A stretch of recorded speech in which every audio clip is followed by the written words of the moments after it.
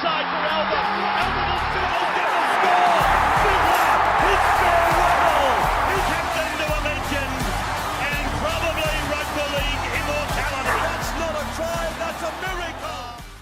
Welcome back to the Take the Two podcast, heading into the prelim finals for the 2025 NRL season, brought to you by Ned. You can jump onto the app, follow with all those bets this weekend from Guru and About Even and all the boys there. And we are very, very lucky this week. We have got a special guest joining us in the studio.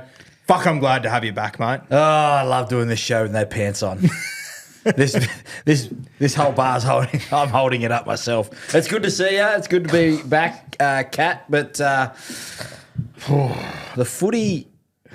I said to you after week one. I said in the Roo Crew that the standard went up. Yeah. We weren't disappointed last weekend. No, we were not. The narrative around teams, and I think the last 4 teams, they know their identity. They know what they're really good at. I think the teams that lost on the weekend, we're talking about them shortly, but especially the Bulldogs, they've got a big preseason of what they want to be in terms of they were the Dogs of War, which was back for a little bit, but they can't play like that if they've got Galvin, potentially Woods in the halves next year. They're going to have to adjust that a little bit, much like the Broncos have done. I'm going to put you on a shot clock of about 3 minutes here on the 2 teams that have just bowed out. Canterbury, what do you take away from that? I know you just mentioned them, but is there anything else you want to throw in there? Oh, I think there's no doubt that the disruption through the year of changing your spine hurt them. Yep. Whether it was the only factor, I don't think that plays into it. I think that they were limited in their attack throughout the year, and we spoke about that. We spoke about Connor Tracy. Then they switched Crichton, so it wasn't only just Lockie coming in. He's got a lot to learn in the system and being part of that full preseason. I think that they'll be up and about next year. The other part is that their middle forwards, they never really settled on what was their best pack, and I think that sort of shows as if they don't know and they change, like they had Curran on an edge, they had Curran at lock, they had Curran off the bench, like the teams that have settled, Cronulla, Melbourne, like they sort of know what the crux of their team is, and then there's that extra space on the bench where those guys are competing. Yeah, I'm not sure that Salmon, Mann, Haywood rotation is all going to work next year. I think they're going to have to get a little bit bigger, and maybe one of those guys misses out. I think that's going to be interesting watching. But if Bailey Haywood's the 9, then maybe that works. But I just don't know if they can have all 3 in the team at once. And I think if you start a bit bigger with the Dogs, try and assert that dominance, which what we've seen from the teams that are left, it allows Lockie Galvin to be able to play the style of footy that he wants to play. Yeah. But it's going to be a learning process. My big watch for the Dogs in the off-season, does Mitch Woods start at 7 next It's going year? to be my next question. Vegas, round 1, he's my halfback for me. What do He you think? has to be. Yeah. And people say, well, we finished third. Yeah, okay, you finished third, but you've got, in what we believe, the Dogs have bought a generational talent, in what they believe is a generational talent in Lockie Galvin. Mitch Woods has been around for a couple of years now. He has to be the 7. That means, does Crichton go to 1? Does Burton go? So for a team that finished third, geez, there's a shitload of questions about what they line up like next year when usually you finish in the top 4, you might have to tinker a little bit and you go again.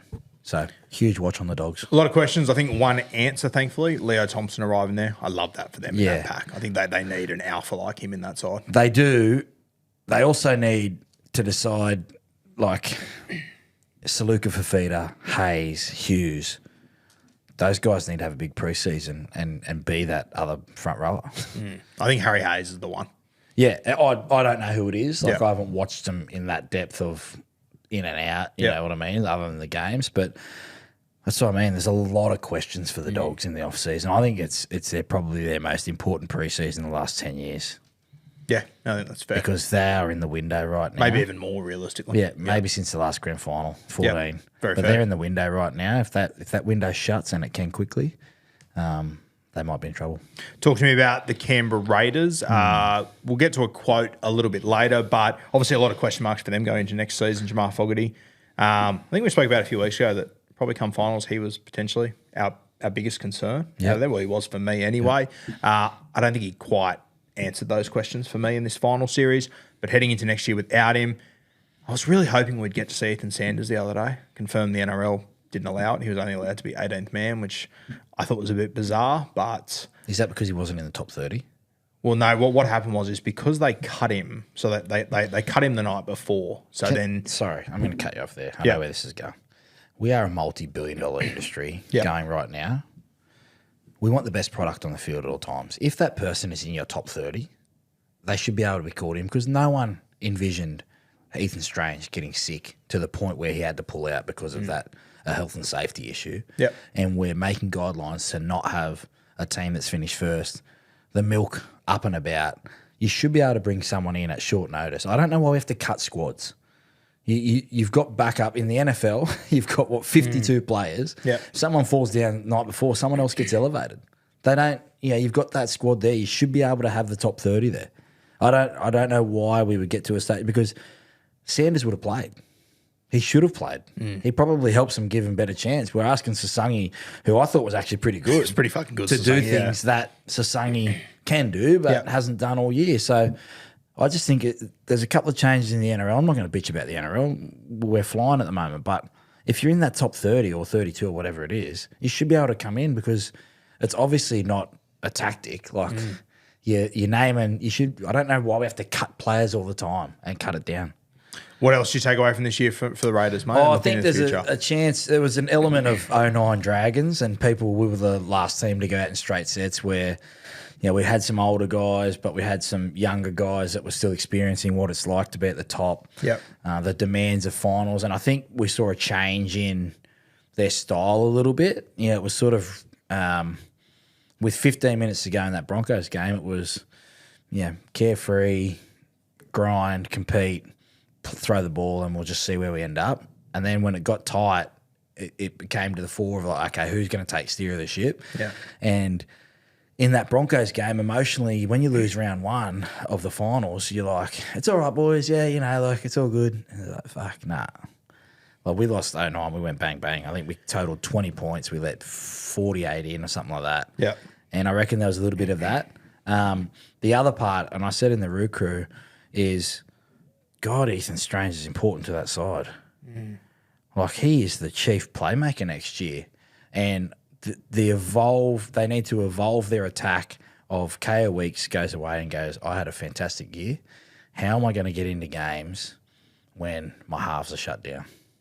Did you look at that? Because they looked very clunky to me the other night. They looked all over the place. Do you put that just straight down to that's because Ethan Strange wasn't there and that's how important he is to them? Or he's a very good player, Strange. I sort of looked at that and go, I thought it had more to do with just what they put themselves through the week before and they just had nothing more to give. Yeah, agree. Yeah. But if that's 75%, the other 25% was when Strange, I think for Fogarty, his development, when he goes to Manly next year, in those moments of kick setup, all that kind of stuff that we thought that they'd fix or address from the Broncos loss, they didn't. Yeah. So, like, if you're sitting down and you're going, righto, well, don't run here, Hudson Young, don't run on that play, and, Jamal, don't get caught there, and when we do this, like we do that, like, easy to fix when you watch it, but hard to do. Yeah, okay. And I felt like they didn't do any of that. They just sat down and went, oh, yeah, we've just got to not beat ourselves. And I reckon that's why Sticky was frustrated at half time because he would have been, and I said last week, like, is it it was us, we beat ourselves, or is it we lost that one? Yeah. And I reckon it was us, we beat ourselves, boys, and then all of a sudden it's like, oh, shit, no, we really lost that one. We stopped with 15 to go. Yeah. So I think that they're in the window right now. The hard part is, and in 09, we came back pissed off. Pissed off. And they need to come back pissed off. They need to find out. And if Mitch Woods is going to be the Dogs halfback, Sanders, you're the 7 for the year. We're just going to ride that out. And that's what Sticky's been good at this year. KO weeks, we're riding it out. Rumours around that they could look at Jonah Pizzette for a loan deal. Ooh, I said that to you. I told you 2 weeks ago. That'd be great. Yeah. Ethan Sanders probably won't like that, but if you're Ricky Stewart and you've got that relationship with Craig Bellamy and you think Pezzett can come in and get some experience under Sticky, I have no doubt that that sort of lifestyle is very similar to Melbourne. You're away from the limelight. There's not much trouble to get into there, and you can go and learn something off one of the best halfbackers who's ever played the game. It's not a bad thing. But the other part is, do you risk a year loan to try and chase a premiership right now off the back of what your future might be in Ethan Sanders because you paid a lot to get him from Para. Well, I think one, they paid a lot to get him, but two, Ricky's just also shown so much confidence in their development in-house. Agree. That I wonder if it's going in the other direction to what they've done over the last few years. You know what I mean? Like they backed those guys in. They've all delivered essentially. It's an interesting one. Before we move off the Raiders, there's a quote during the year. I can't remember how long ago it was, but it feels like it was a while ago to me. Tom Starling had a comment. You sent it to me and pretty much said, fuck, this was me in 2009. Yeah. And at the time, I sort of went, okay, yeah, sure, whatever. It's played out unbelievably. You've mentioned there before the last side to go out, minor premiers, straight sets was your 09 Dragon side. What was the quote? And just explain it to us. Yeah, so in 09, we finished first. I reckon about 3 weeks. We had a bit of a rough end of the season, but we beat Para 37 blot.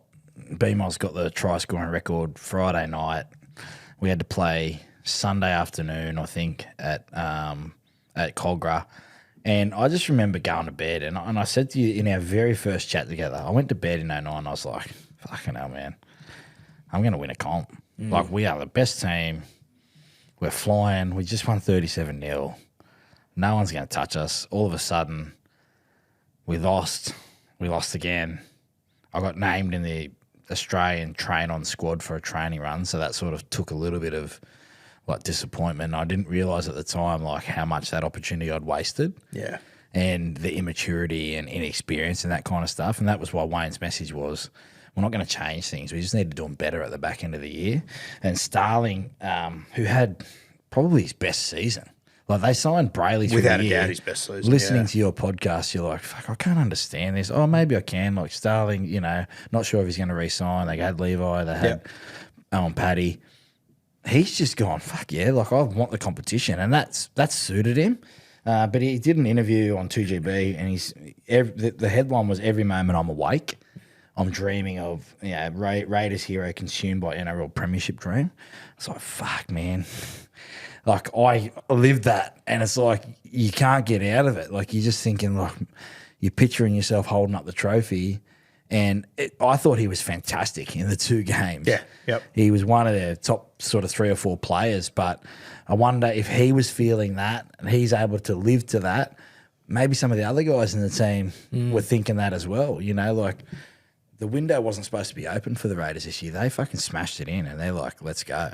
So if he was thinking that, and he's been around for a while, and he's been through some shit, I wonder if other people were thinking that. Maybe they just took their focus off what was at hand, and the little moments in finals are big moments. Your mindset, how did it shift in 2010? Like, if you were all consumed by that, did you feel a difference in 2010? Did you make active changes to? We were a lot more focused, I reckon. That first, I was more nervous for the first game against Manly in the finals than I was against the Tigers in the semi.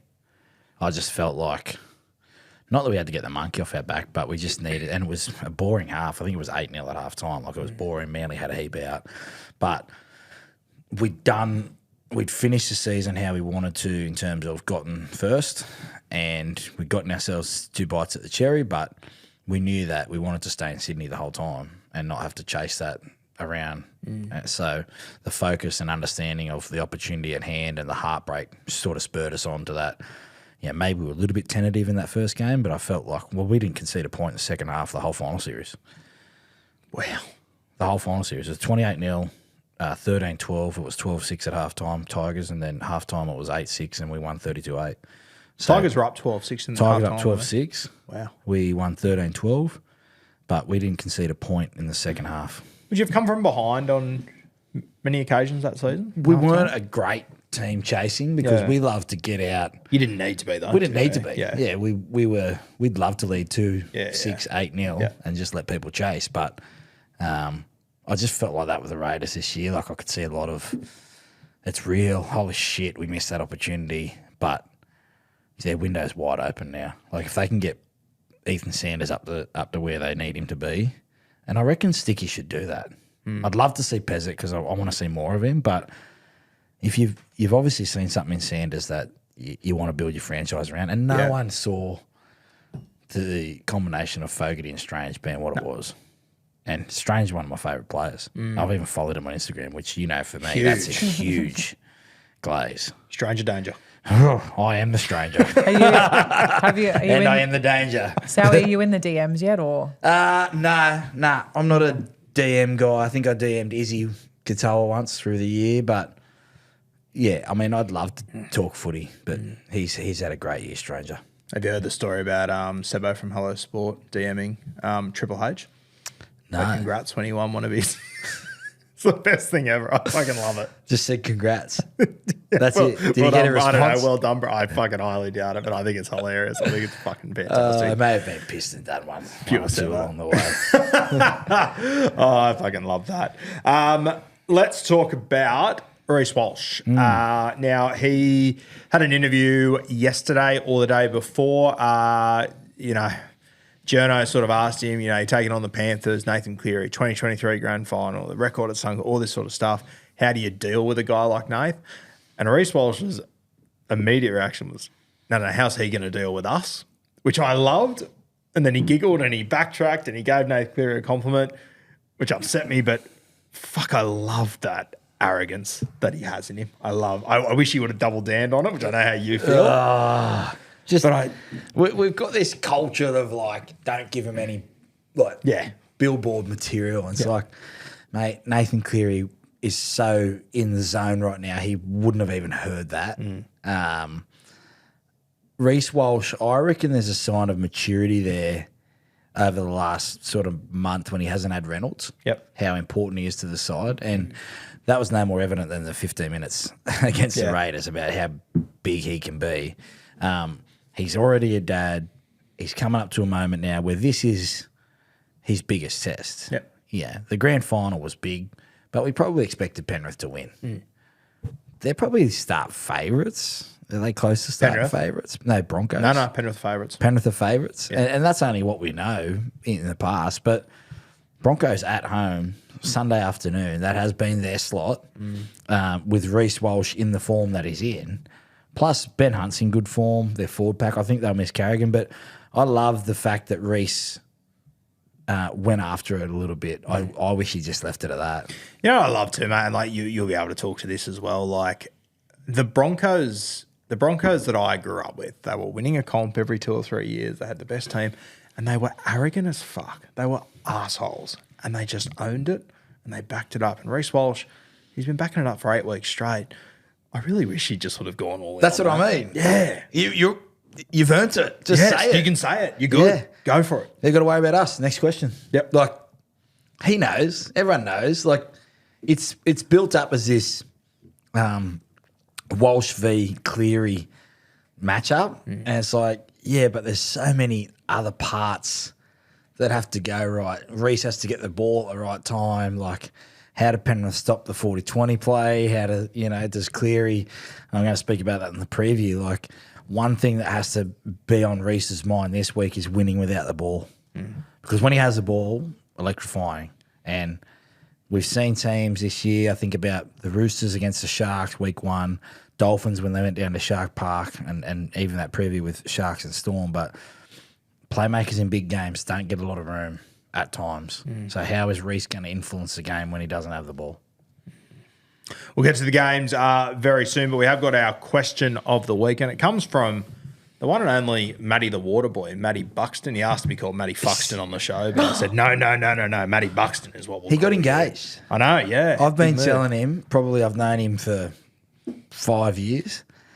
The first day I saw who his missus was, I said, mate, do it now. He goes, what do you mean? He goes, I've only been with her for a little bit. I said, mate, you're not getting any better. Seriously. Well, Courtney's friends said the complete opposite to her. Really? Yeah. She said you're getting Hit better. the frog and toe. Well, congratulations, Matty.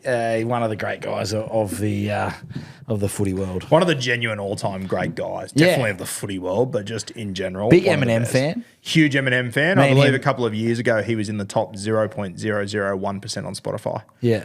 That's more than Eminem, I think, himself. So Well, not a bad. Marshall we're Mathers for big those Office playing at fans home. too. Press cut. I'm Bit of music actually knowledge for you. shocked. The Office. Yes. We're big Office fans too. I love The Office. Sometimes I'll send him, if it's on, I'll send him just a random, Michael Scott stuff.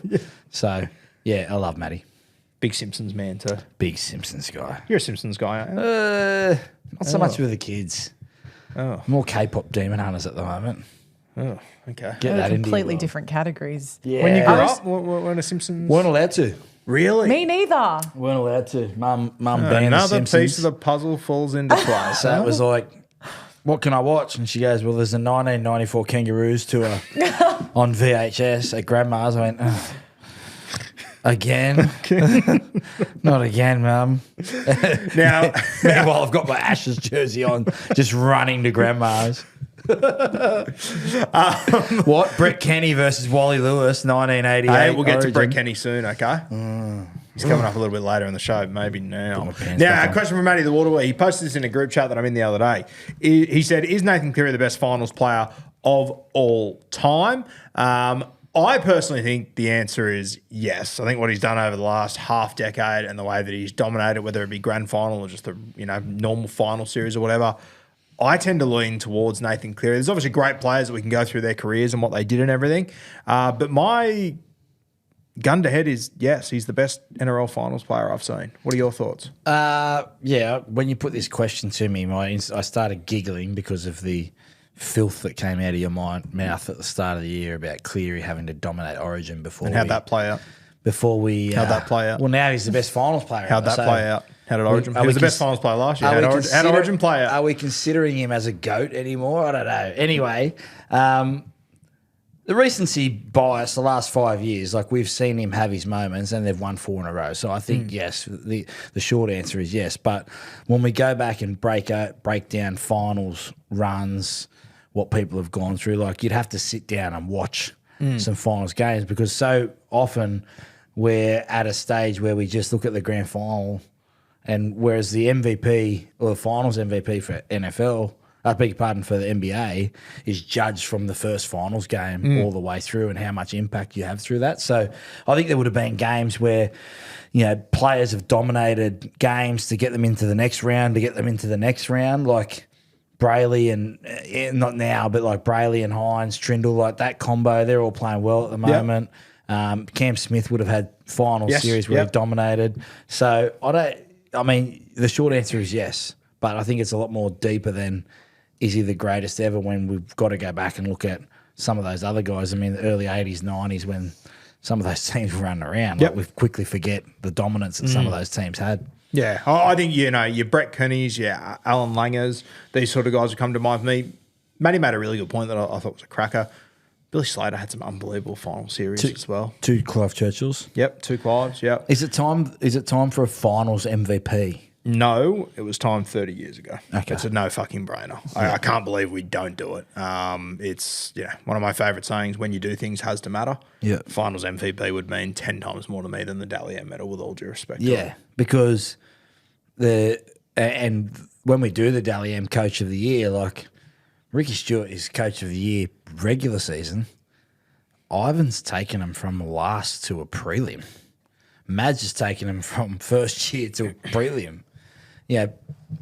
Craig Fitzgibbon to a prelim. Yep. Craig Bellamy, another prelim. Like the Coach of the Year should come, and this is, It's getting handed out next week, 5 days before the grand final, which is it's just crazy. Yeah. I think it's, I mean, Ivan Cleary's only won Coach of the Year once. That's fucked. That's insane. In the last 5 years, has he won it?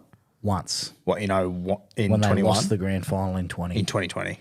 So in their 4 premierships, he's never been coach Never of the been year. Coach of the Year. That's wild. Let me ask you this. With the finals MVP award, what would you name it? Oh. Who would you name it after, I should say? Or do we honour the great McIntyre? The McIntyre medal. No. It's our favourite system. I know, but I don't think kids are going to have a relevance to that. Like the Cameron Smith, he's an all-time leading point scorer, all-time games. Yep. I could hear arguments for that. I could go back deeper. Some of the greats, I know who you're going to say, so I won't say that, but there's a Proven Summons medal already, so you've probably gone back there, but is it the Fulton medal, the Bob Fulton medal? Yep. Something along that lines. What are you thinking? I was going to say the Brett Kenny medal, just for what that Parramatta, 3 in a row, and just what he achieved consistently. I think it's 3 grand finals in a row he scored 2 tries in or something, like just fucking insane like that. So Brett Kenny would be up there for me. I mean, we don't have an Andrew Johns medal of any sort at the moment. Could be another one potentially. I think we do need to have something though.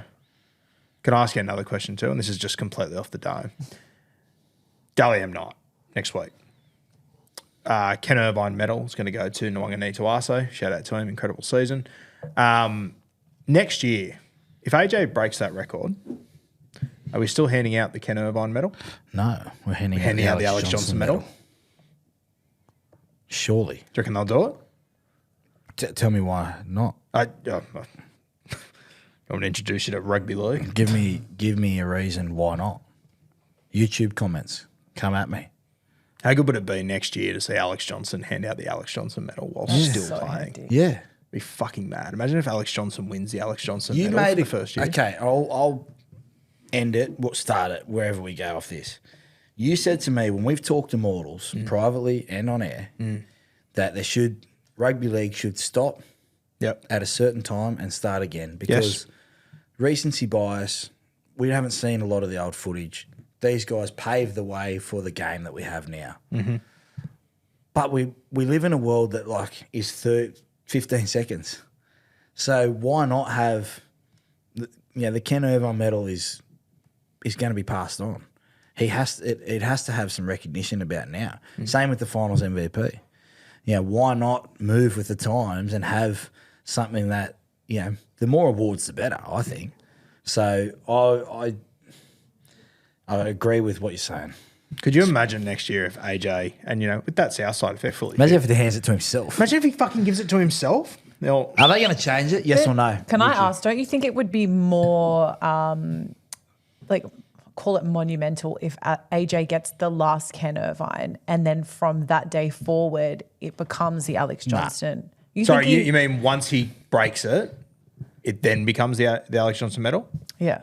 As in he wins the Ken Irvine and then moving forward after that, it is forever the Alex Johnston. So he's like the last winner of the Ken Irvine, then it's the Alex Johnson.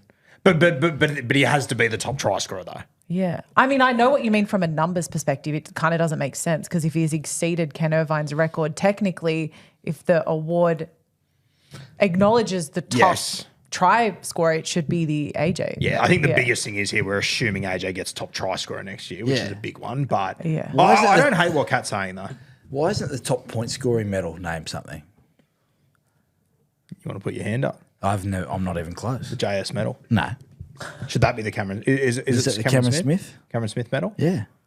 Top point scorer for the year. Name it after players that have done cool things. Yeah, it doesn't have a name, does it? It's just like top point scorer. Oh, great. It's not a bad point. Yeah, the Cameron Smith medal. That'd be a good one. I like it. In the think tank, it's good. That's what happens We'll when take it. We'll take it to the board on Monday. I don't think the board wants to hear from me. Everyone wants to hear from you, mate. You're very popular. Don't underestimate yourself, Sowie. People love and appreciate Finals it. MVP. Get it done, PVL.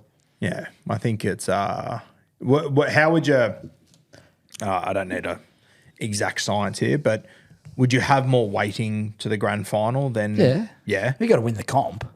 It's got to come. You have to win the comp? No, well, it's got to be in the dying moments. We've seen Clive Churchill medalists go to losing sides, but ideally you'd want it from the winning team. I think it'd most likely NBA Finals MVP. I don't know how many have gone to the other team. I don't know if it's ever gone. I might be completely wrong, but I think it would overall. And if you play 2 great games to get your team to the grand final and you do your job grand final day and you win, but you might have the 2 best moments of the year to help them get there. We're judging it off that day. I get that, but the whole overall finals MVP has just got a nice feel to it. I think most of the time it would go to someone in the winning side, but I reckon you would see more go to potentially the losing side than what you do to Clive Churchill. Yeah, I reckon. One that comes to mind immediately for me is 2017, probably the most recent one I can think of. Tamalolo? Well, I was going to say Morgo, but either of them. Yeah. I think one of them coming from 8th without JT to get them to a grand final. Granted, they got completely blown out in the grand final, but what they did in the lead up to that was fucking incredible. Yeah, there's no argument there. Yeah, I like it. I like it. I'd love to explore more. Maybe we sit on it for the off season and we come back with what we would name it. You guys could start by just giving your own finals awards as well. For this season, it's not a bad idea. Ooh. Why not? Who would it be right now? It'd be Nathan. Reese leading it. Nathan and Reese are head to head. Blake Brayley would be up there too, I think. Yep, he's been very good. But I think Blake. Your man too would be there and about. Trick. I was going to say Blake. They're actually just playing as a whole team at the moment, where Trindle's been off the back of Brayley, who's been off the back of the forward pack, and then Nico's been allowed to play off the back of that. Whereas I think the moments of brilliance, I think Reese is probably a little bit ahead at the moment after that 15. He's only had one game, remember? Nathan's had to play 2. Yep. So if you put in those... Stefano.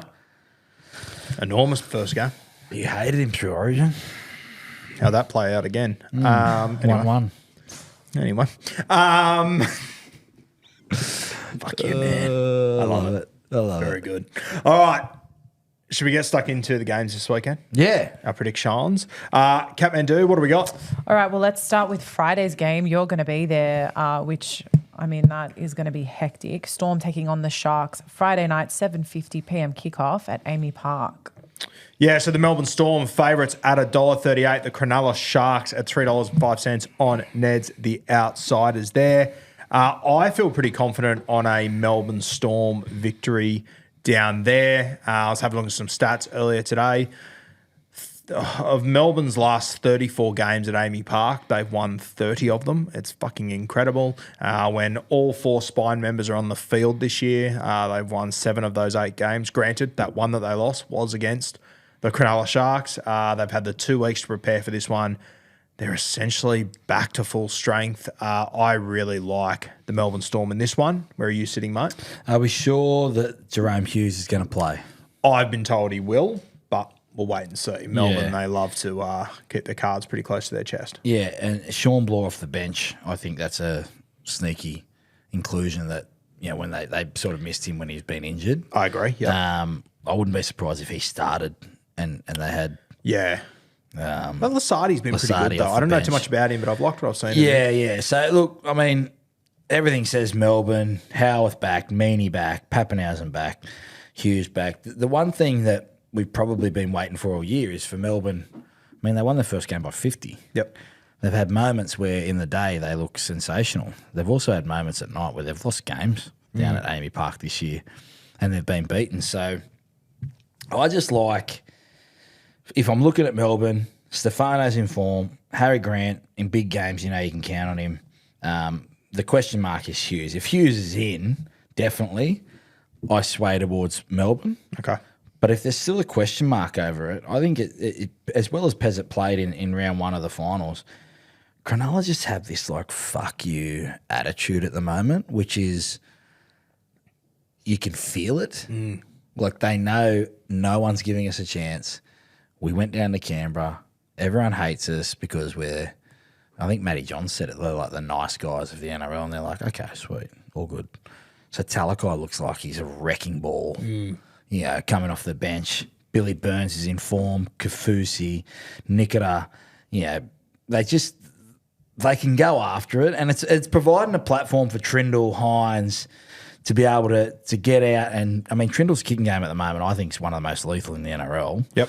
And he's putting it on a dime. And then Blake Brayley v. Harry Grant, I mean, when you go down 1 to sort of 17, I mean, we'll do it this way. Like Pappenhausen v. Kennedy, you take Pappeny. Yep. Okay, if we're picking a team. Warbrick, Carter. At worst, a split. Yeah, worst to split, yep. Okay, Ramey and Howarth. I go Ramian. Yep. Idor v. Meaney. I'll probably go Ito. Ronaldo v. Zaga. Who would you go that one? I love Nick Meaney, Okay. but he played fullback last game. Yep. So he's coming back into the centres. But Idor's been in great form. Ronaldo v. Coates, we won't get that matchup, but Coates is, I think... I'll go Coates. But Coates and Lomax are the best wingers in the comp, but, I mean, it's not a huge drop-off to Mulitalo.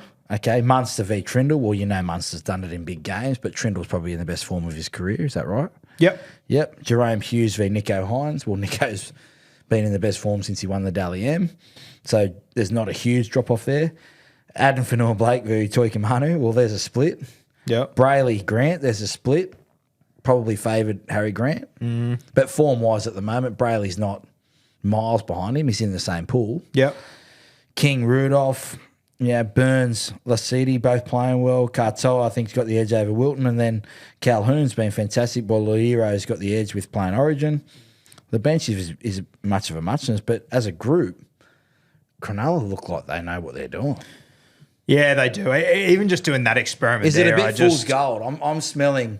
You think I'm fool's gold with Cronulla? I just think Amy Park is such a big task. You know, we go through that list. For me, the thing that stands out is, What's the most games Melbourne have lost in a season at Amy Park? Cat? Jack. Since Craig Bellamy's been coach? No idea. Wouldn't be many, though. Wouldn't be many. I reckon this year might be close. Yeah, it could be. I just, like, even when we just went through that list, like, get to Munster, Trindle's playing good football. Blah, blah. Like, for me, it's Munster in a fucking landslide still. I get to Hughes, Hines is playing great footy. It's fucking Hughes in a landslide for me, especially come finals footy. I know exactly what I'm going to get from those guys with 2 weeks to prepare.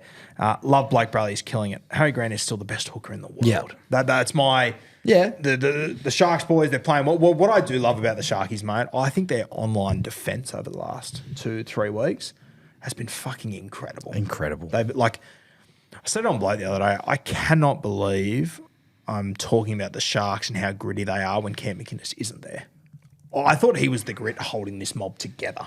Yeah, agree. And you mentioned his name before, but Colehern, fuck, he's been an unsung hero on this side. Billy Burns. Yeah, enormous. Billy Burns is toast. I can't believe Britt Nikito has been back for 2 weeks and he's still coming off the bench. Well, and that's a credit to Billy. I mean, when you say it like that, yeah, of course, the nous kicks in and you go, yep, okay, well, that's what we know about rugby league. We've seen those moments happen from those guys, and I get it. But on the other side, and the argument to that is when I tipped Manly or Cronulla when they went to Perth, the loser doesn't make the finals. Yep. I saw there had to be some improvement from Cronulla. They've got a good side. It's a balanced side. They don't have much changes. There's not much fuss about them. I didn't see this. No, nor did I. Mate, they might have caught, pardon the pun, lightning in a bottle. Yeah, quite possibly.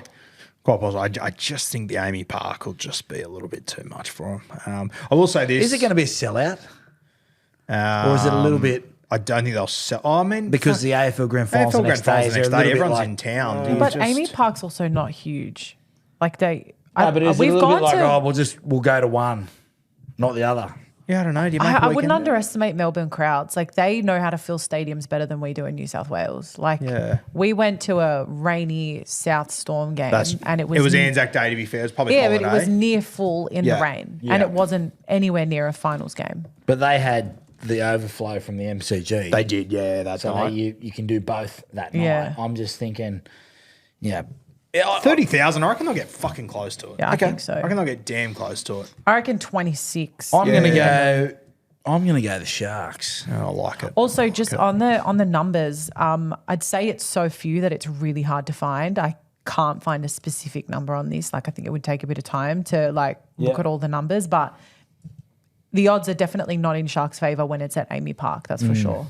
Yeah, if you have a look at the last 2 finals games these 2 teams have played there, I think the Storm have won it as a combined 60-12 or something along those lines.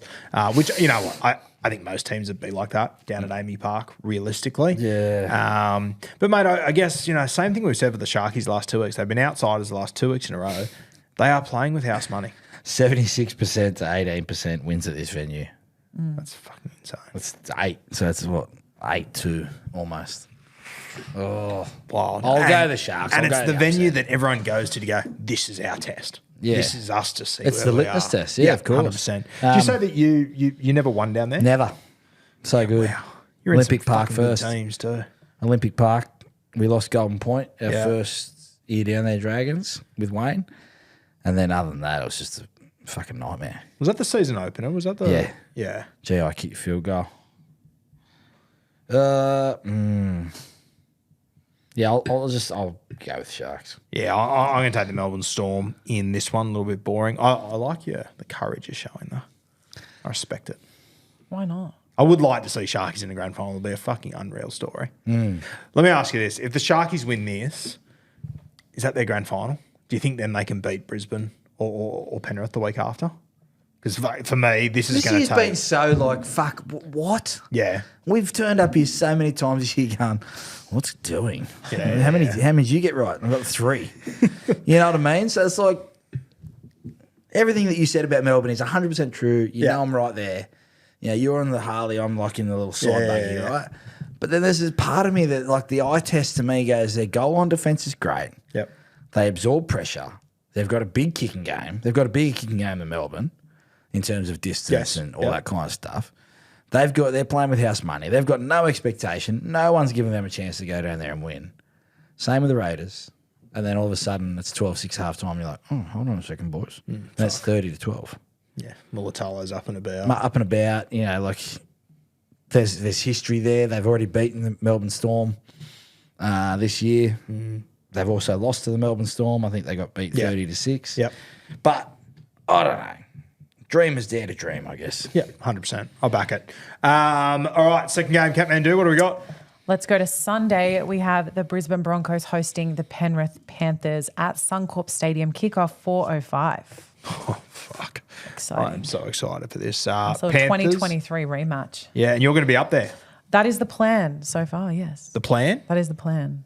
Are It we- depends on tickets. I'm waiting for confirmation that I have tickets. Yeah, gotcha. Yeah. If anyone can sort Cat Yeah, out yeah. with that, Hook me up. reach out to a sister. Panthers, $1.65. Broncos at $2.25. Sorry. Time Yep. out. I'll go at the end. No, you've timed out. You've called it. Go Just for with it. the Sharks, the reason why I've gone down this route is defensively, we've seen teams tighten up a lot in the finals. Yep. And I just went back through my notes and looked at this point. Origin, Game 3, Queensland. I'm getting those vibes from Cronulla. That defensively, they've just got a system of bash and barge, get to a kick, but it's their pressure, they're absorbing, the way they're absorbing pressure, the way they're able to handle adversity and then go down there and punish teams, I think is dangerous for the Melbourne Storm because they have shown this year, Melbourne, that, we're cruising. Oh, shit, it's a game. Yep. They've taken the foot off the pedal. Yep. So that was my last point, sorry. The only thing I'd say on the Sharkies too, I think they went in with a plan last week against the Raiders that the Broncos came in with a very similar plan to really target that right edge. I personally think Nick Meaney is the guy to go at right centre as well. I think that's the edge. Well, you that's wanna their try and get side, at. isn't it? Yep. It all scores tries for fun. They've essentially had to copy and paste the same game plan the last 3 weeks, which I think helps them out. All right. Do you want to do Brisbane again? What is it? All right, Brisbane. They're Just roll outsiders. with it. $2.25. The Panthers are $1.65 favourites. I really like Penrith in this one. Some of the stats coming out of this one, heading into, you've all heard the Nath Cleary ones that I did this morning on the podcast. Thought I reinvented the wheel. Hadn't. They'd been everywhere. Other ones that stood out to me, mate, like Nathan Cleary since 2020, he's 7-1 against the Brisbane Broncos. Reese Walsh has never beaten Penrith. He's 0-7. Ezra Mann is 1-4. Since 2020, Adam Reynolds is 2-8. It is just, I really, really like the Panthers in this one. The week off means so much. History tells us the week off means the absolute world. I like Penrith, and I think the big thing that worries me with the Broncos, and we'll get to it, mate. Obviously, Pat Carrigan's out, but Billy Walters out, so Adam Reynolds comes into halfback. Ben Hunt moves to 5'8". Ezra Mann joins the bench. Pat Carrigan's already a big loss, and then you're playing musical chairs in the most important week of your season. You have to, and I get it, but I don't think that can be ignored. What are your thoughts? It's a bit bulldogish, isn't it? Yes, it is, and it's forced on them. I get that, Yeah. but it fucking sucks. Like, it's been no shock to me. I think it's been pretty evident. We've spoken about it for the last 5 or 6 weeks in a row. Reese Walsh has played fantastic footy with Ben Hunt dictating terms. And I'm sure Adam Reynolds would have watched this for the last few weeks. He'll probably adapt the way he's going to play. But as you said before, mate, easier said than done. It's a lot to work out when everything's on the line and you look across the other side and you've got the fucking Black Panthers with their gold strip on going, shit. I don't Something know. about that jersey, man. It's got aura. I love it. I love what the Panthers have done with that. The whole marketing behind it and everything is just special. Can you send me one, Penrith, for an old player? Yes. 5-3-3. 5-3-3, are you? Yeah. Can you send me one? Is there any? Does any Panthers media watch this? It's good. 533. Thank you. Shout out to Jason Wriggles who sorted that out.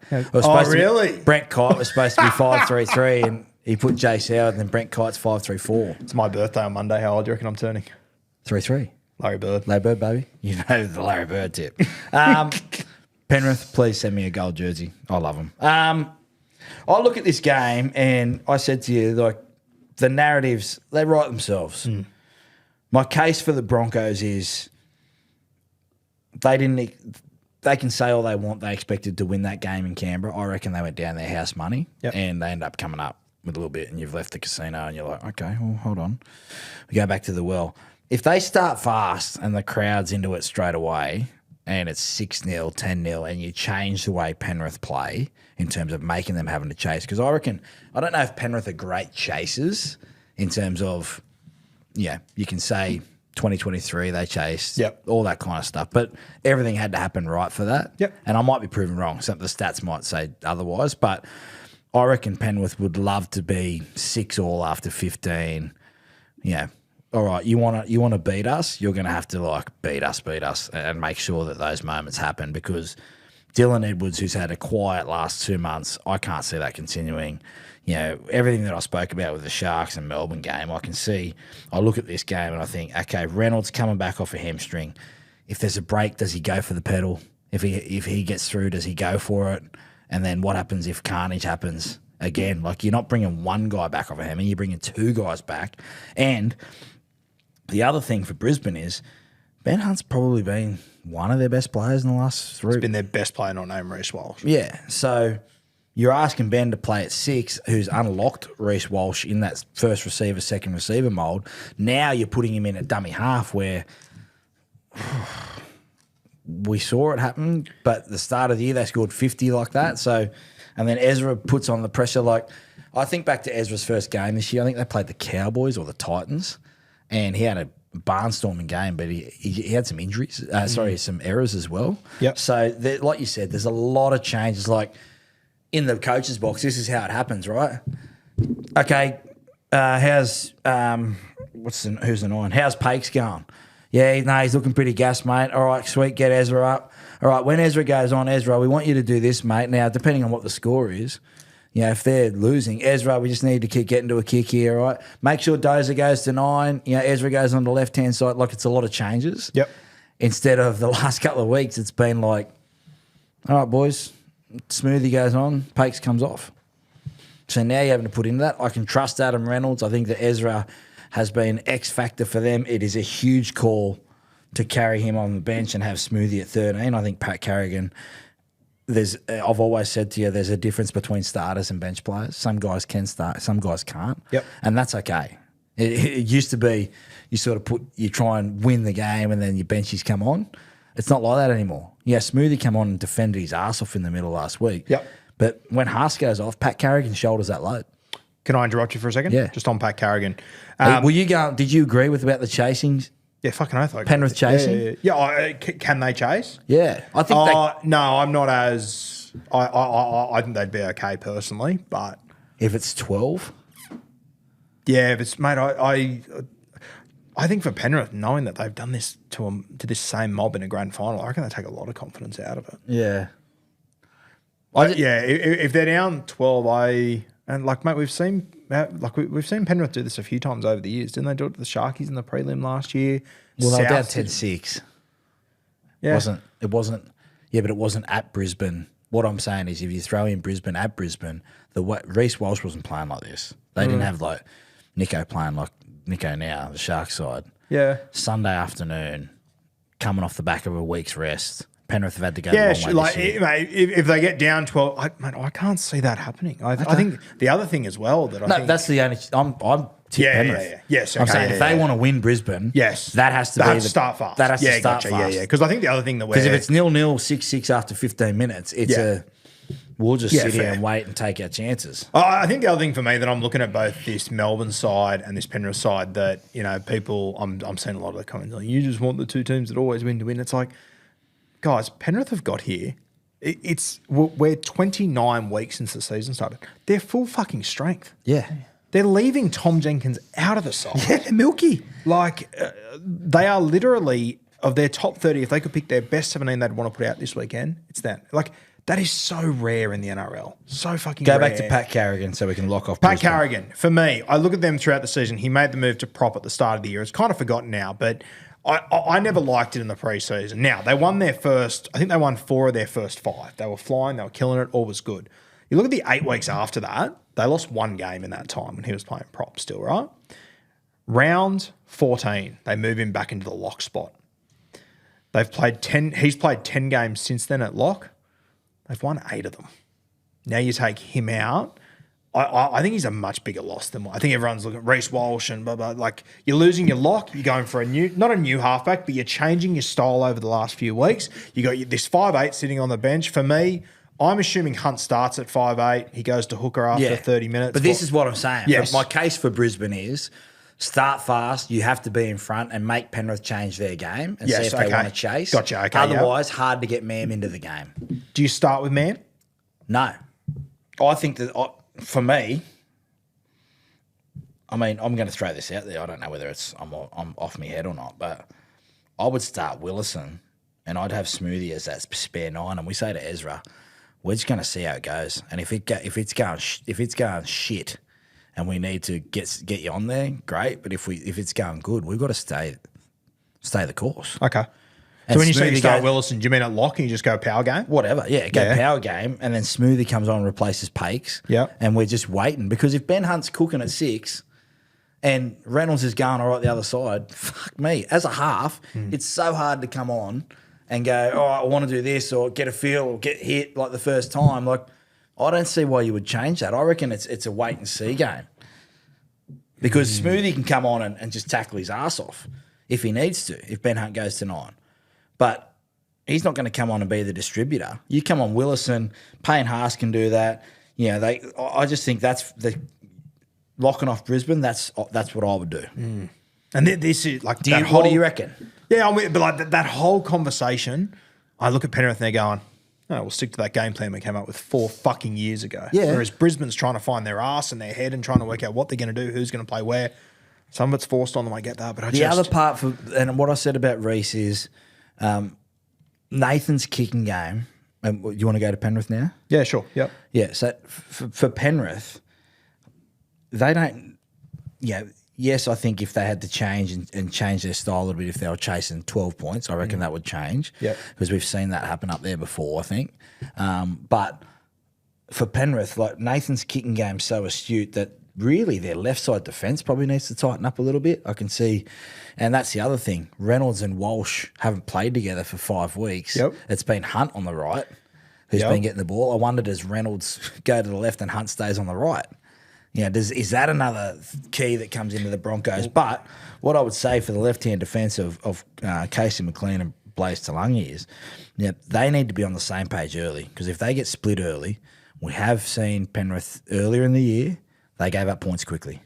They gave up points quickly last week. Yes, and last week, Yeah. right? So, but with Nathan's kicking game, it's a big test for Reese Walsh, because the Raiders, Sasangi got him out of position a couple of times, and he was sort of not inside the ball half a pass. He was almost like a pass or 2 passes inside the ball coming across. I think Hudson Young scored a try. Yeah, Hudson Young scored one, then he put in a kick after because yeah. Reese Walsh defends in the front line on That's last right. tackle. And I fucking don't But I know. think he's going the wrong way. Can you tell me why teams are obsessed with doing that? So- What's the logic? Yeah, so if we go, if he's in the front line like this, right?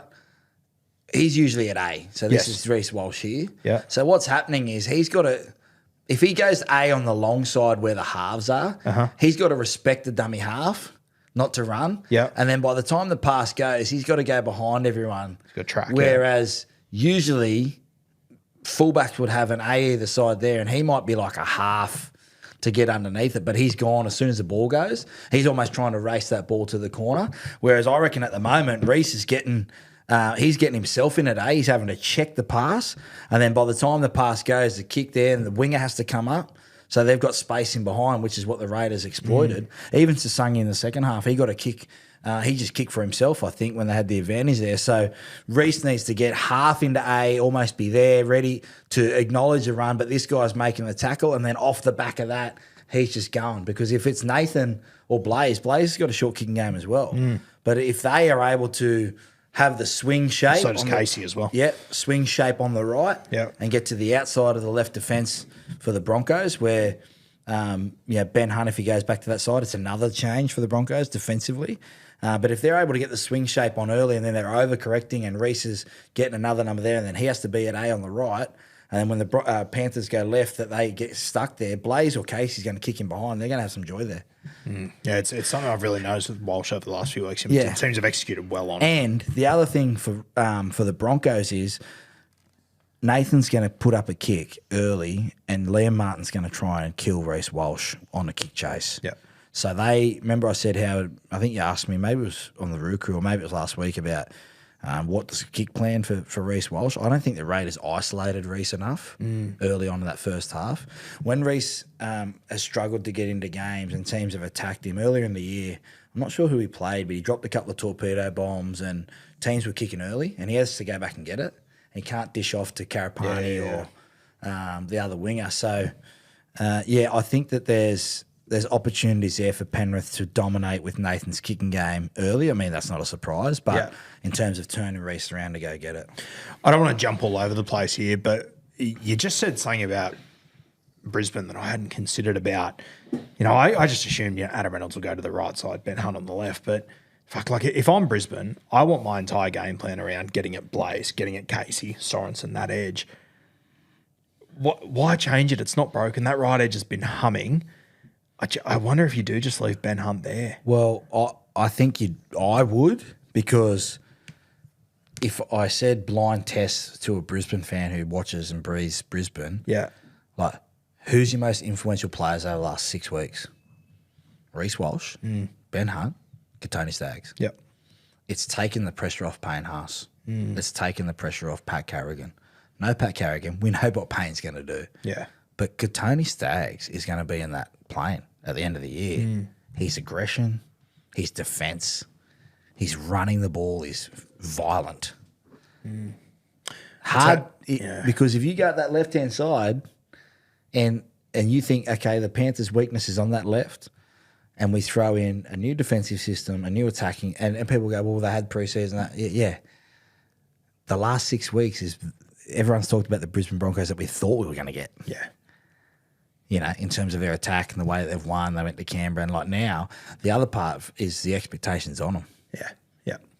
At home, prelim, big crowd, all that shit that they go on with. They are expected to win this game if you're Brisbane. You've had 2 weeks to prepare for it. You've had the week off. You knew who you were going to be playing. You knew who you were going to be playing. Yeah. You watched them last week. You know how you're going to stop it. You've known for 2 weeks that Adam Reynolds is going to be back. You've trained like that. Everything's done like that. You've got a premiership winning coach.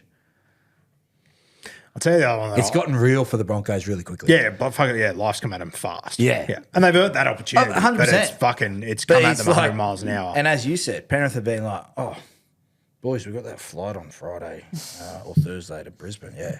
What time do we play again? Like, clockwork stuff. Yeah. Yeah. I'll tell you the other one that I think this is the biggest game of his career. And I know he played in the grand final a couple of years ago, but with the plan that I assume they're going to have, as we keep saying, to get to that Penrith left edge, Jordan Ricky. I thought he really stood up in that game against Canberra. I thought he really went at them. He needs to. This is a coming of age week for me for Jordan Ricky. Well, again, Ben has been able to unlock that right edge. Katoni Staggs, and he's coming up against Scott Sorensen. Yep, Sorensen will be on that edge. Tradesman like, been here before, boys. Yeah, he won't go away.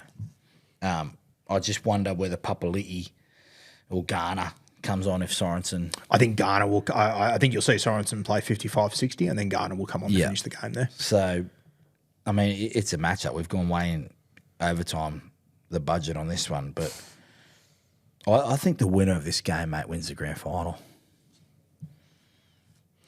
I think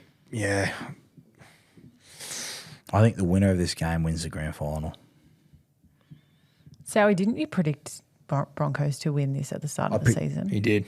Broncos, don't worry, there's been some holes in the boat throughout the year, and I've jumped off. That boat's sunk, and I'm on dry land. I tipped the Knights to come last. I'm on Gilligan's Island. Oh my God. But this is what we thought they could be. What Rue's saying about the changes, not only in attack, yes, but defensively. Yeah. You know, you've had Ben Hunt there. Katoni's getting used to his reads, getting when to come in, when to come out all of a sudden. And guaranteed Penrith will have a set play at some stage throughout the game to try and isolate either Shibasaki or Katoni Staggs. I think Staggs will be the one they'll go at. I reckon they'll go after him. I think that they'll go after him. And what a challenge for Katoni. He's in the form of his career to go up after Casey McLean, young bull v old bull. Yep. Casey's grown this year. The matchups everywhere. I think the huge in last week, and it just helped him so much, was Mitch Kenny. Unsung hero. I mean, Penrith, yeah, they appreciate him. Penrith fans appreciate him, but never really talked about as one of the guys. Yep. He's a glue guy. Yeah, he just holds it all together. I think the other one for me that, I've already mentioned how influential Pat Carrigan is, but I also feel like, mate, if I'm Melbourne, I go, okay, we know who we have to stop now. It's Haas. If you can contain Haas, it's normally, a two-headed snake. For me at the moment, it's probably one. There's other guys in that team, don't get me wrong. Well, But it's either it's all about Haas or they need Willison to have the 30 minutes of his life for me. of his life. Yeah. Yeah. And that's the other hard part is when you make that first change, if you're losing, you're probably going to ride pain a little bit longer. Yeah. And try and chase it. So how do you get Ezra into the game? Is it sort of go on and do your That's what I'm best? saying. It's a fucking nightmare. I Yeah. I'd love to hear Our job is Madge's- to make cases for all teams. Yeah, for sure. Yeah. I would love to hear Madge lay out in a perfect world. Everything goes sweet. It's a 2-point game. It's tight. You know it's going to be tight if we're in it. What's the plan here? How's it all going to work? And the other thing, you'll love this, goal kicking. Does Reynolds goal kick? Because Reese missed a couple last week Yep. that Nathan kicks. If it's 28-12, you can look around and go, we've been here before. Nathan ain't missing then. He's going 30-12, 31-12, 37-12.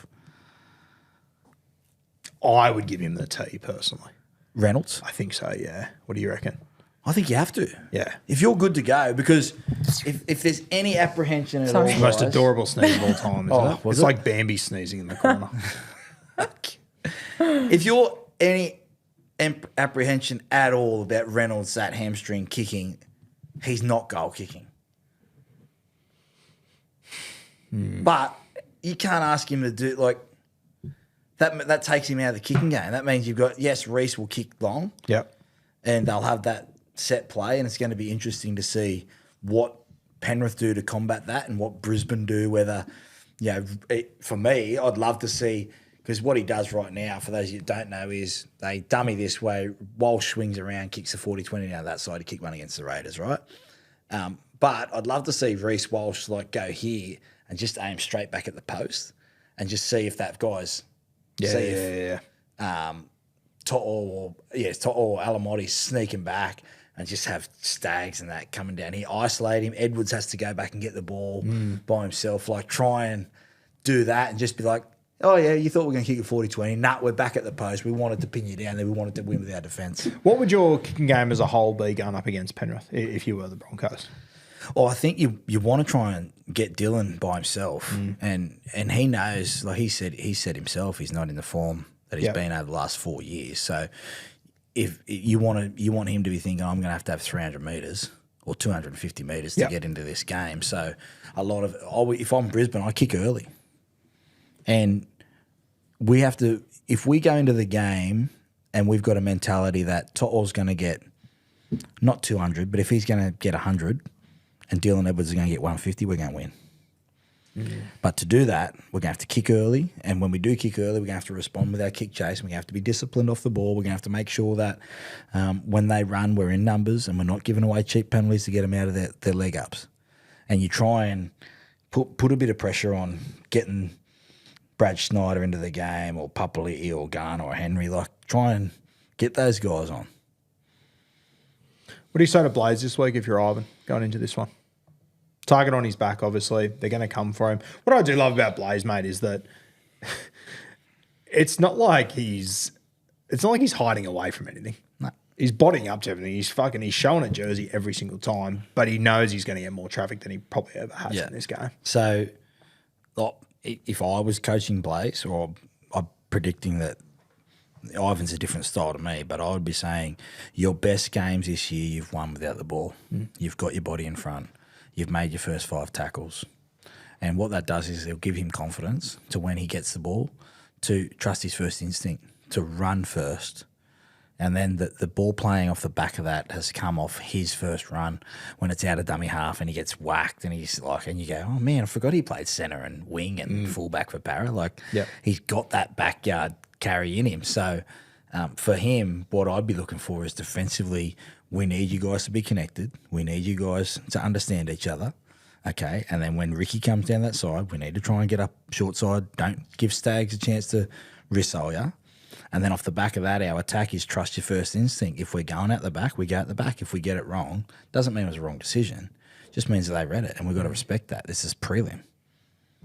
I think if Blaze can do a good job on his first 2 or 3 assignments, I think you'll just see Penrith go, we're good here, and roll. I think that would, yeah. You think it's going to be a blowout? Mate, I hope it's not, but I just think there's just so much going in the favour of Penrith here, and I think that we are.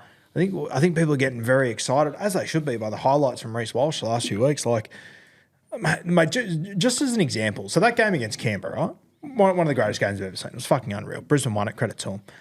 Just think about how much had to happen in that game for Brisbane to get up in that game, right? Mm-hmm. And then consider in that game they had 57% possession. Which never happens. Never fucking happens. Or if it does, they went to Golden Point against the Raiders. 60 to 4 weeks before that, the Panthers went to Golden Point with the Panthers. You know what their possession was? 48. 47. Yeah. It was 10% less, and they got to Golden Point. Like I don't know. I just feel like Brisbane are the shiny toy at the moment that are doing great things. They're exciting to watch, but Penrith, they've been there, they've done it before, but they've won a fucking grand final in their backyard. Just doesn't concern them, and I think the Pat Carrigan thing is enormous. I don't think that's getting talked about enough. It's not. It's fucking not. It's just like if I'm Penrith, they're talking about who they've come back, who's come back. The Pat Carrigan thing's huge. It's enormous, and it's Payne Haas. He's the best front row in the world. There's no denying that from me. But in this game, Penrith are going to take away your most dangerous thing. They're going to limit him to some extent. You have a look over the last few years of Payne Haas, incredible numbers. But when he plays Melbourne, Penrith, like those stats do come slightly down, as they should. They're the best defensive sides in the competition. But I just think when you lack that 1-2 punch, and we're sitting here going, fuck, Xavier Wilson, he's a fucking good player, don't get me wrong. But like we've had a few false starts with Xavier Wilson over the last few years. All of a sudden he's in a prelim final against Penrith in his first game back. And we need him to have the game of his life. I just think there's a lot to ask of Brisbane. That's why I'd start him. Yeah, just get him straight in. I don't mind that. I don't want you 30 minutes, lifetime, best game. Give me 15. Give me 20. Give me 17. I want your 15 best tackles and your 6 best carries. And then we'll see how you go on there, kid. I don't need you to be Payne Haas. I need you to be tall, big, and be a presence on the field because he changes that pack. You've got Jensen, who's your short, stocky, gets stuck in on. Payne Haas is a beast. Yeah. Smoothie. I can see Smith and Leota and Yo just going, oh, great. Yeah. You're in the drain, which is behind the ruck for those of you that don't understand the lingo. We're just going to go like that. Cleary, machine. Whereas if it's Willison and you've sort of got to move the ball around a little bit, you don't want to get stuck in that drain, and then Smoothie comes on and just tackles his ass off. It's going to be a hell of a game. Yeah. I've got Penrith Sharks. I'll just go out on a limb for something different. Yeah, I've got Penrith Melbourne. I know it's boring, but I think Why is it boring though? Why don't we Oh, respect it's not boring greatness? for me. It's boring for a lot of them that want to see something different. Fuck, enjoy greatness. It's in front of you. Yeah. Doesn't happen very often. Get around it. The storylines. Can Melbourne? What have they learnt from last year? Yeah. Mate, I said it on Bloke the other day, like if they, if Penrith... Any love for Sharks Broncos? The 97, the Super League. I was a Super League Sharks GF. fan then, I think. Mitch Healy and the crew. Like that'd be an unreal grand final. My fear is, I think No offense, and please don't get offended. Would it?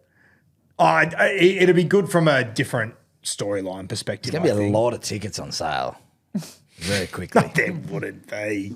You don't reckon? Mate, Dogs, Raiders fans, I reckon, would have had the bulk. Oh, from that. Okay, yeah. So I reckon now it's like Penrith again, and Penrith fans are just going, beautiful, discount tickets.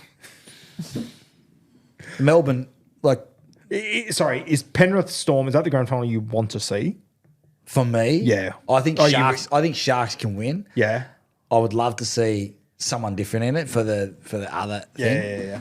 The guy who's loved football from the age of 4 would love to see Melbourne Penrith. I was on tenterhooks last year. Tactically, what they do, they go after each other. Oh, Harry Grant's goes short side scores. Okay, shit, out of Melbourne. Yeah, continue here. Oh, wow. All of a sudden it's over. Like Penrith never looked stressed last year. Yeah. They looked stressed in 23. 21, they looked stressed. But they had to break that duck off their back. 22, they didn't look stressed. Tell you what, if you're, I think the Melbourne Storm are a really interesting situation over the next 2 weeks. Like, you get all these rumours getting around about Munster potentially going to Perth. Can I just... Like, if he wins this, if I'm Perth, I'm cheering on Melbourne till the fucking cows come home for him to get a prem and hit Mal might be in the dressing sheds after the game. Just going, Pappy, come here, sign this. The other thing for Melbourne is not a lot of fuss about Cronulla, but is this the most noise we've heard from Melbourne about signings and people going places and all that kind of stuff? And I don't say it as I know it is, but is that just the way of the world now with expansion that teams are going to operate like this? Like we get because of the managers? Yeah, I also think, though, a lot of the context around Melbourne matters that we think Craig Bellamy might be coming to the end, maybe. Cameron Munster's obviously a bit older. They've got Hughesy on a long-term deal. They've got Harry Grant. Pappy's done this himself, signing 1-year contracts realistically. Yeah. He wants to be on the market there. And I think, mate, with Melbourne, like, yes, it's not what they used to be like, but 15 years ago, could you imagine those boys, the three of them doing a podcast that Craig Bellamy jumps on? Yeah. Like, they just adapt. No, I'm They just just- saying, like I think it's great for us. Oh, it's great for us. Yeah, I think it's good for the game. And I think that Melbourne, and I think the Roosters do a good job of this as well, is that they look around the room and go, okay, things are changing here. Okay, the boys want to do a vlog during the week. Okay, Joey Manu, lean into it. The boys Do you wanna know when do a that started podcast. for Melbourne? When? Have a guess. What year do you think that this change started, in our opinion? Like the off-field kind of stuff? Or Just the way that they look at things. I think the end of 2016. COVID. You reckon COVID? In what way? I think we're having two different conversations here, but in what way? What do you mean? Craig Bellamy knew that it was an unusual circumstance to go into camp and be around each other. And if he was intense the whole time, he would not be able to lean on that stuff. Yeah, okay. So, we saw more of Craig we've seen more of Craig Bellamy behind the scenes over the last 5 years than what we've seen in the previous 20. Yeah, that's a good point. Yeah, that's a very good point. He gets a flat tire and he's changed a flat tire and someone's got a phone him. He's like, oh, fuck off. Like, instead of going, like, he's just doing that. And then it's like, Brandon Smith fills his bag with rocks and we're seeing film of that. And he's like, fuck, like, what's going on here? And he's doing putting challenges like on game day and stuff like that. That's a really good point. Like, he's probably gone, okay, maybe it was when Billy and Cam, but I think when Cam retired, he knew that he had a bunch of guys that still love the game, but they also love life. And it's not a lifestyle choice down in Melbourne. You go down there if you love the game and you're going to succeed. But I reckon he had to evolve with that. And that's what I've learned stepping back, or forcibly stepping back, whatever you look at it, is like, as much as I love the game, I can't make you love the game. I can't make Kat come in here and go, like me, like, do you remember that 97 grand final? Like, So you got to accept that. And I reckon Trent Robinson's done that. And looking back at Wayne, like that's what makes Wayne great. You know, Ivan's probably done that. It's like the guys that love it. Yeah, we all love winning. You're not in it if you don't want to win. But I reckon the best coaches understand their group and they sort of evolve with it. Yeah. And he's had to do that, I reckon, when Cam Smith retired. I think that's a good note to finish on. It's only been a 6-hour podcast. Is there anyone still? Are you still Is anyone with us? there? Is anyone there? Hello. Anything else you want to throw in before we go? Nah. I'll toss and turn Sharks Melbourne, but I'm going to say Sharks just cause the upset. I'll go with the hot hand, but Melbourne Penrith grand final. I reckon both Melbourne and Penrith win by sort of that 16 to 20 mark. Ooh. I reckon. Apologies to the Roo crew if the Friday review. Big weekend coming up for the kid. Yeah, he's Friday warned us. review might be a little bit dusty. Yeah, if there's any back doors out there, fucking watch it. It'll back. be edited first, won't it? Is that what you say? Not by to me. So you just throw it up cold. You're Yeah. going to have to edit it yourself, Sowie, if you Yeah. say something. Just put your pants on, pal. Buckle up. I'm going to have to do it at what time's the game finish? Sowie, you might have 9:50. You might have to pre-record two. If there's 5 minutes to go, the game's over. Guess what, crew?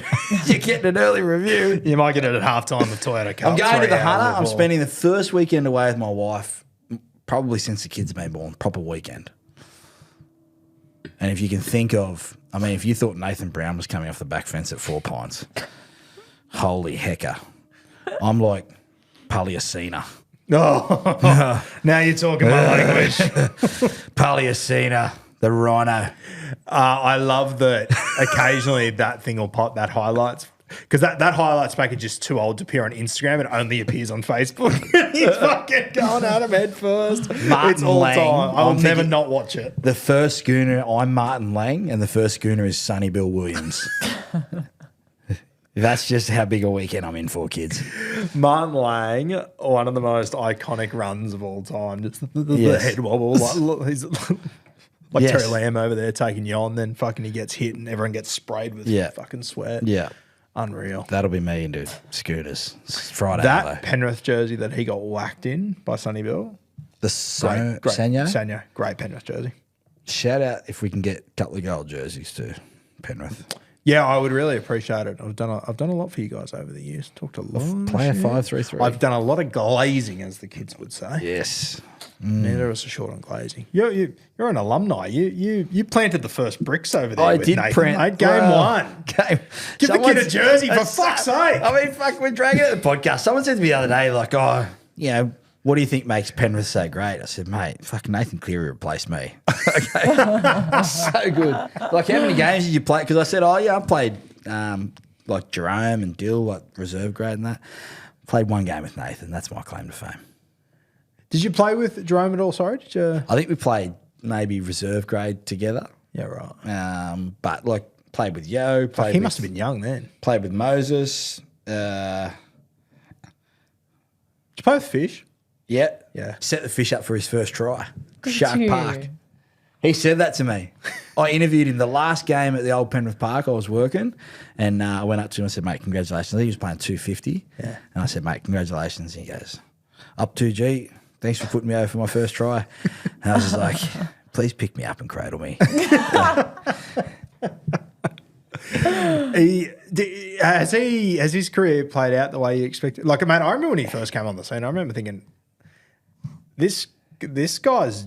I don't know how he's gonna go because he was so fucking loose. Like Yeah. he was wide. He was like I remember his first comparison when he came to first grade was he's like Mark Geyer, which He's- was strap the fuck in. We'll see what happens. Yeah, I think he was a back rower. yeah. And then he turned into a front rower. It was I could score a try. I'll see you in court. One of the two. Yeah, he has got the cleanest play the ball in the history of play the balls. Huge. Next time, watch it because he actually places it on the ground. Yeah, right. Doesn't roll it. Doesn't. He actually places it on the ground every single time. Exact same way. Old fashioned. Old fashioned, but That's good to see. rip and tear. And I mean, I only saw him 10 years ago, but the leaders that have come out of that club, like Nathan, Yo, Jerome, Stephen Crichton, like it's not by fluke. It's put into them along the way, and they've learnt, and they're led by. I've seen conversations around Ivan, Wayne, Craig, yeah, who's the best coach of all? Yeah, it's interesting times. Very, Warren Ryan, very interesting Jacko, times. a lot like I was at a funeral yesterday. I had some extended family friends there and whatnot that I haven't seen in a few years. And one of them came, a few of them sort of go, "Oh, I love what you do on the podcast." Blah, blah, blah. Yeah, thanks. And one of them goes, "Sowie actually doesn't seem like a bad guy, does he?" I went, "Oh, I do the heavy lifting, you know. I do the heavy lifting for him."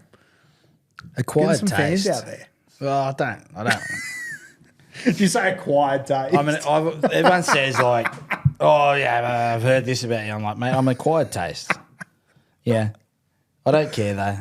I've love grown it, in my yeah. own skin. This has been great. This podcast. If We've it does loved end, having you. if it does end this year, hello. Someone introduce the kid to Zoom. Thin ice, my friend. Thin fucking ice.